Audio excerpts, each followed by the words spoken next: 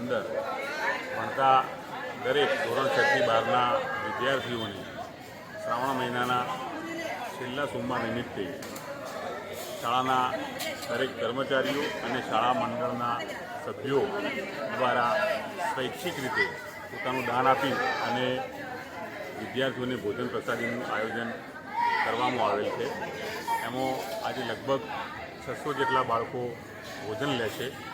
સાથે સાથે અમારી શાળાના ટ્રસ્ટ મંડળના પ્રમુખ, ઉપપ્રમુખ સાહેબ, મંત્રી સાહેબ, દરેક કારોબારી સભ્યો એ પોતાનું સ્વૈચ્છિક યોગદાન આપી અને શાળાના દરેક કર્મચારીઓ પણ એ પોતાનું સ્વૈચ્છિક યોગદાન આપી દર વર્ષે શ્રાવણ મહિનાની અંદર અમારી શાળાના દરેક બાળકોને આ ભોજન પ્રસાદીનું અમે આયોજન કરીએ છીએ।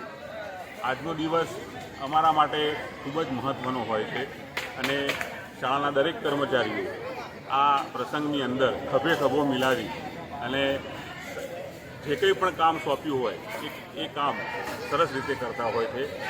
દરેક કર્મચારી પોતાનું ગણી અને આ બાળકો પોતાના છે એટલે એવું સરસ રીતે આયોજન થાય છે।